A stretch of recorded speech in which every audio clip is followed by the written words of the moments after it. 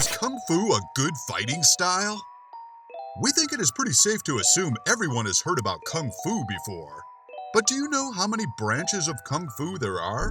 Do you know which styles emphasize handwork, animal forms, or sport fighting? If you practice Kung Fu and you are familiar with its history, you might be able to answer questions like that. If you can't, you are not alone. In all honesty, the history of a fighting style and philosophy as ancient as Kung Fu is too much for any person to know. But in this video, we are going to take a closer look at Kung Fu and see if it is any good as a fighting style. But before we do this, remember to give us a thumbs up and a quick click on our subscribe button to get more videos like this one and support Brutal TV. Thanks! But for now, let's get back to Kung Fu. Kung Fu is a word in Chinese that roughly translates into skills achieved with time and effort. Thus, the word in Chinese society could be used for not just a martial art exponent, but also exponents of different skills, such as a carpenter, tailor, electrician, or a karate expert. It was in the 60s that Bruce Lee popularized the phrase in the West, and people accepted it as a fighting style. He was the king of Kung Fu as far as Hollywood was concerned.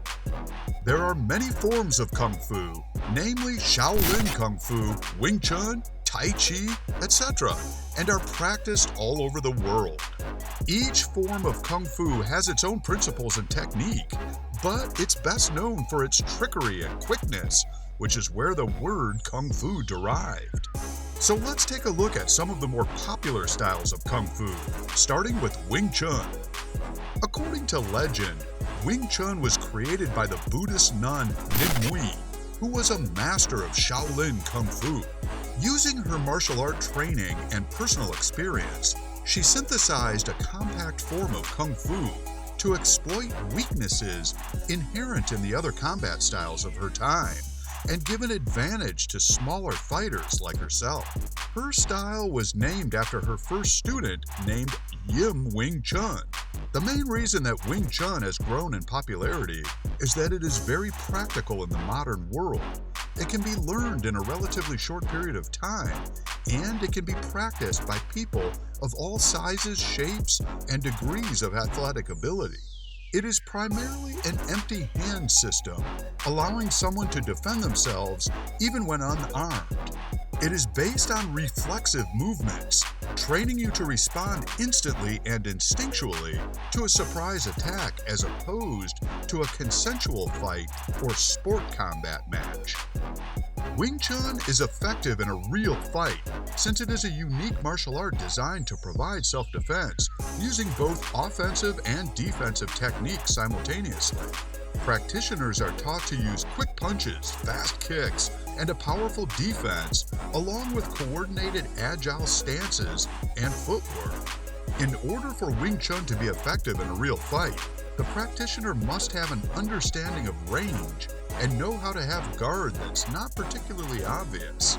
Fighters must be able to take hits without falling into flight mode or freezing in fear.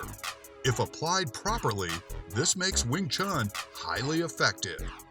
We're almost at the halfway mark now, so just a reminder to like this video and subscribe to Brutal TV for more top quality fighting videos. Now back to Kung Fu. Shaolin Temple-style Kung Fu originated around 1500 years ago. The style was created because monks in China's ancient monasteries needed a way to defend themselves from bandits and robbers. This need for defense led to one of the most deadly styles of martial arts. Shaolin Temple teaches about a dozen or so different varieties of Kung Fu-related wushu, among them a discipline that is akin to what is called kickboxing today. However, Sanshou, or Sanda, as the discipline is called in China today, can best be described as free fighting, which, although it may seem to imply anything goes, has a number of restrictions as well as being composed of a number of fixed elements. In fact, Sanda is taught together with Taolu, the latter of which refers to a series of specific movements, depending on the attacker's approach, designed to repulse the attack and then to overpower the attacker.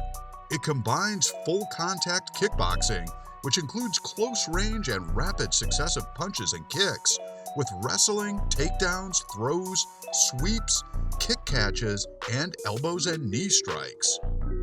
The essence of Taolu is to study and practice a series of specific movements based on the actions of the opponent, beginning first with the response to the opponent's initial approach. After this, any number of sequences might follow, and the Sanda Taolu fighter must adapt to these.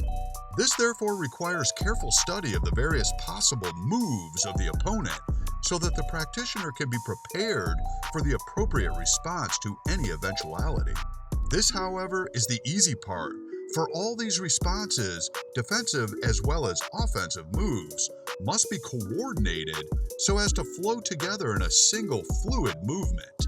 This means that the Sanda Taolu fighter must constantly be aware of precisely where in this duel he finds himself and instantaneously and fluidly execute the appropriate next move, be it a locking movement, a throw, a kick, or a punch.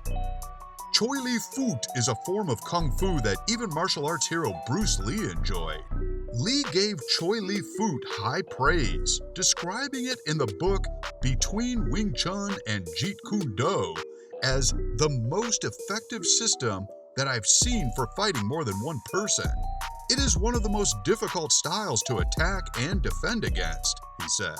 Choy Li Fut is the only style of Kung Fu that traveled to Thailand to fight the Thai boxers and hadn't lost. Choy Li Fut is generally a striking style with a variety of stances. In general, they tend to be of the lower variety designed for movement. Fighting stances require practitioners to hold their torso at an angle, giving an opponent more of a shoulder than a chest, in order to lessen the amount of their body that can be struck. This differs starkly from the straight-on fighting stance of Wing Chun, for example. There are several types of hand strikes within the art, including those that connect from the fist, open hand, claw hand, and more. Kicks are also used in Choy Li Fut. The long fist and Buddhist palm boxing styles are taught as part of this style as well.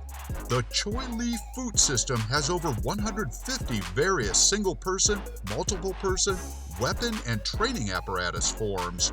For example, the Qingjong, the Shui Shaojong, and the Mahjong. Taking into account just some of the fighting styles of Kung Fu, we think it's pretty safe to say that it is a good fighting style. But of course, it really does depend on which one you choose. In short, Kung Fu can be highly effective in self-defense and real fighting if you learn to use it under these two reasons.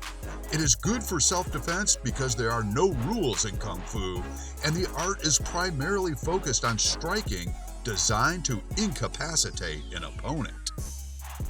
What do you think of Kung Fu? Tell us about it in the comments below. Don't forget to like and subscribe to Brutal TV for more top fighting videos just like this one. Thanks for watching. We'll see you next time.